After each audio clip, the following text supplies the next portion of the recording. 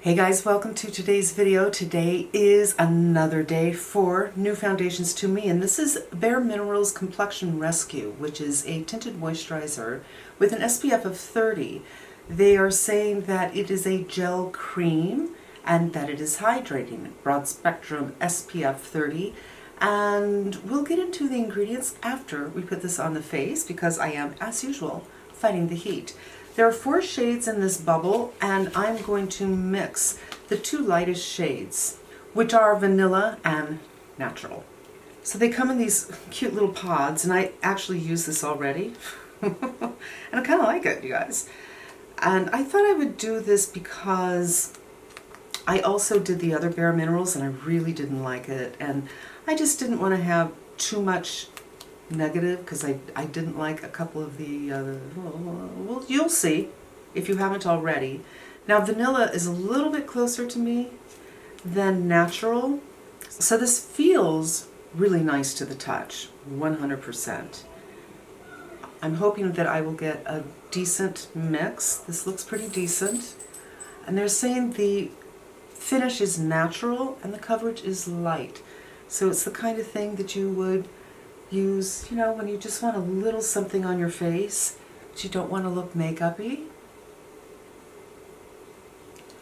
And mixing 2 colors always a little tricky, especially from a bubble. My skincare and all that sunscreen is already on. I never rely on sunscreen from foundations. And that, my friends, is pretty much it. Really applies quickly and just gives you a nice, lovely little finish and a nice, lovely little glow. Now, I can see everything, and I just don't think you're going to be able to build this to something meaningful. Hi, Lucy. Sometimes she looks ashamed of herself, and I wonder why. A little bit of gathering around the nose, and I think that is just because of the thinness of this texture. It feels very nice on the face. And I think it's blended out pretty nicely. So whatever I have left here, I'm just going to get on my neck, since there's a little redness on the neck, and then we're going to give it a few minutes to set up, and as usual, go in with cream, go in with powder, and do the under eyes and see how all of these marry together. While I'm waiting for this to set up, let's go ahead and do the under eyes and see how they work together. Charlotte Tilbury Magic Vanish in medium. I swear, you guys, since I bought this, there are times when I don't use it because I'm in a hurry. And there's such a big, big difference. For me, if you have shadowing, blueness, bruisiness, I love this particular formula, and I am going to go in with the Clinique Even Better Concealer. Concealer done. I haven't powdered yet, but I want to go in with my Seychelles, which is my cream bronzer. It's just a good color for me, you guys, and it's not an expensive product. And let's just see how these work together. This is the mini I have, by the way, and I've had it since it came out a year ago. That's how little I go with on this. No problem at all. None. I'm just going to do a little bit on the eye while I'm waiting for the face to set up before I go in with a powder blush and see how that works. So this is Trinny London Fortune on the eye. You guys, if the light and the heat are on our side, I will come back later on today and show you how it's working, but I'm not expecting much of it. I'm not expecting all day wear. It already has established itself as it's not full coverage. It's just a little something to put on your face, a little moisturizing, a little sunscreen. It feels very nice, and the teeniest bit of coverage. So if it falls apart, it falls apart. I don't think that's what they are claiming to be, and I'm not expecting anything long wear out of this one. Let's do a little bit of the Clé de Peau, which I just love this color so much, and I love this formula. I can't help it. And then we'll do some powder, and then we'll go on with a little powder blush and see how that works. But I don't know. I think this would need a really long setup time before I go in with a powder blush if I choose not to powder the face. And let's face it, it's a little shiny. It could use a powder. I'm going in with the Kosas. I have the color Airy, which is the lightest. So I just want to do the center of the head. I don't want this color all over. And I am beginning to get a little sweaty. We've had 2 fantastic days that felt like spring days, where even if it got into the 80s, I don't know if it did or not, it was just really comfortable, but I think that's about to end. Yeah, I see my imperfections for sure. Redness, all that kind of stuff. Yeah, I see my imperfections for sure. Redness, all that kind of stuff. I decided I do not want to go on with the powder blush quite yet. So I'm going to turn this off, and I am going to let this set up for about 5 or 10 minutes, and we'll come back and we'll do the blush. All right, I am back. Now I only put powder right on the cheeks. I'm going to put my blush a little bit more than that. So we will get to see how does this work without. It's only been a few minutes, but it's pretty warm here. And I wanted to take a look at the Chanel again. I did a review of this the other day. I just can't get over it. I love the smell of Chanel blush. But I was having the hardest time getting this on my face to show, and I was using one or both of these the 2 times I've used this, and those are Gray Squirrel. And Gray Squirrel is, it's not a dense fiber. This is Squirrel, which I think is not as soft, and this brush, this is the Wayne Goss, it's more dense itself, and I've tried it with this, and I could actually see what was going on, and as you can see on the brush, you can actually see the color. So, knock off just a little bit, and let's give this one another try. Kind of go like this, and this is how this kind of brush is made. So you put the color at the tip, and then as you blend, these shorter hairs diffuse the edges, but I just wanted to make sure I wasn't going to disturb the foundation. But there's no pull at all. None.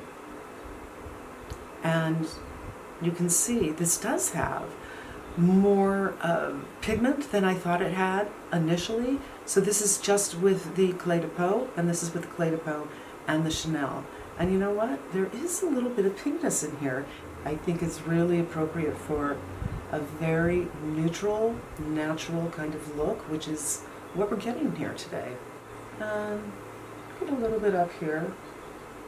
And then for lips, I want to go with something pretty natural, and I've kind of been obsessed with this Bite color, which is Sesame, which is just so nice for me. It's a really nice neutral.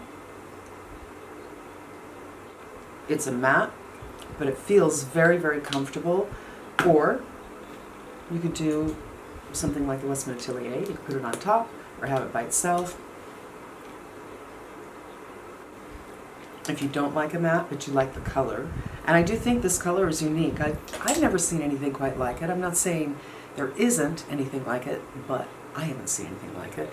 And I'm just going to kind of leave the brows alone because I got this pencil the other day, this pen, and it's a lot of work, where the thing that I used before, which I have reordered from NYX, it takes me 3 minutes, and this is not even 3 minutes, and this is like trying to get it to show up is kind of a trick. You kind of have to go really hard, and when you do that, I find that it doesn't really look like hairs. Look, I said I wasn't going to do it, and I am. Okay. To me, this is a great, everyday, easy look. It's pretty, it gets you there. No mascara, no liner, just really kind of quick. And yet, I think very, very pretty. And if you want something, or if you think that you can pull off light coverage and you want something that's hydrating and soft, I think this is a beautiful, beautiful product. And I gotta tell you, I'm not gonna air, I'm not even going to edit the other one because I really egregiously, I hated it. And I thought, well, maybe it was because I hate the color so much and it's hard for me to separate that out. But I could see every single pore in my face. And I'm not someone with enlarged pores. So I don't know, was it me, was it it? I just think I'd rather talk about something I like. And I like this one a lot. And, you know, variety. Light coverage, it's moisturizing, it feels hydrating, but it doesn't feel loosey-goosey. It doesn't feel like it doesn't set up. You know, there's a little bit of tacky, but it could be my skincare and my sunscreen, so it's not uncomfortably tacky. I don't feel like my hair is going to stick to it if I let it down. Hello, hair. Are you going to stick to my face? No, but you will stick to my lipstick. Yeah. I really, really like this. And all right, you guys, I am back, and it's 2.5 hours later. I haven't been doing anything. I've been editing, so I can get this up for tomorrow. But I have a little rub off right here from my glasses, which is totally normal. But the skin looks really nice. The coverage, as I said, it's light coverage, but it's really pretty, and my skin feels very comfortable. So it does hang on for a little while, at least 2.5 hours later when it's really hot outside. Now, I also wanted to talk a little bit about my skin because it's hard for you, if not impossible, to make a decision if this is right for you unless you know where I'm coming from. I'm 58 years old and my skin is not dry per se, but I'm no longer producing oils, ceramides, hyaluronic acid, collagen, elastin, all the good things that keep skin plump and youthful looking. I'm not producing at the same levels that I used to. That's what happens when you get older. Yay. So I am very, very aware of things that are drying. Something that feels tightening, just the slightest bit, is absolutely a no for me. And I'm also aware, like everybody is, things too greasy, too sticky. For me, this is very, very comfortable. I would not use this as a moisturizer or as a sunscreen, which is kind of how they're marketing. They're saying this is a tinted moisturizer.